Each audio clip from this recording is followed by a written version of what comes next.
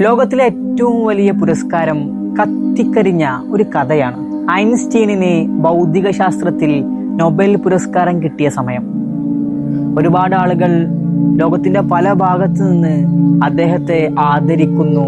പലവിധ ചടങ്ങുകളിലെത്തി അദ്ദേഹത്തോടുള്ള എല്ലാവിധ ആദരങ്ങളും ലോകം ഇങ്ങനെ നൽകിക്കൊണ്ടിരിക്കുന്ന സമയം അദ്ദേഹത്തിന് ലഭിച്ച ആ വലിയ പുരസ്കാരത്തിന്റെ സർട്ടിഫിക്കറ്റ് ഒക്കെ അദ്ദേഹം വളരെ സ്നേഹത്തോടെയാണ് വീട്ടിൽ കൊണ്ടുപോയി വെക്കുന്നത്.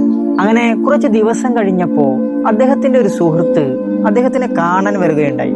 തങ്ങളുടെ വിലയേറിയ സംസാരത്തിനൊടുവിൽ തന്റെ സുഹൃത്തിന് ലഭിച്ച ലോകത്തിലെ ഏറ്റവും വലിയ പുരസ്കാരത്തിന്റെ സർട്ടിഫിക്കറ്റ് ഒന്ന് കാണിച്ചു തരാമോ എന്ന് ഐൻസ്റ്റീനോട് സുഹൃത്ത് ചോദിക്കുന്ന സമയത്ത് വീട്ടിലെ ഷെൽഫുകളിലും മറ്റിടങ്ങളിലെല്ലാം ഐൻസ്റ്റീന് ആ സർട്ടിഫിക്കറ്റ് ഇങ്ങനെ പരതി നോക്കുന്നുണ്ട്.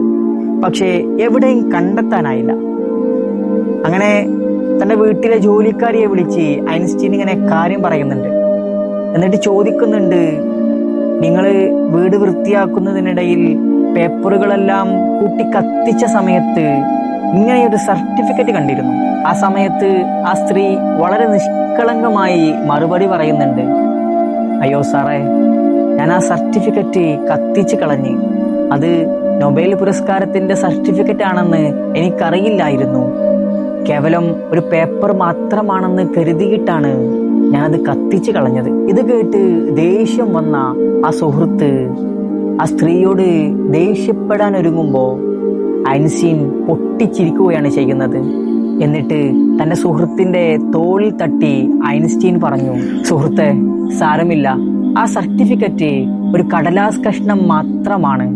അതുകൊണ്ട് അത് കത്തിക്കരിഞ്ഞതിന്റെ പേരിൽ എന്റെ അറിവോ എന്റെ മറ്റു കാര്യങ്ങളോ ഒന്നും എന്നിൽ നിന്ന് നഷ്ടപ്പെടുന്നില്ല. ഈ സംഭവം നമ്മോട് പറയുന്നത് നമുക്ക് ലഭിക്കുന്ന സർട്ടിഫിക്കറ്റുകളോ അംഗീകാരങ്ങളോ ഒന്നുമല്ല നമ്മുടെ ജീവിതത്തിലെ ഏറ്റവും വലിയ കാര്യങ്ങൾ.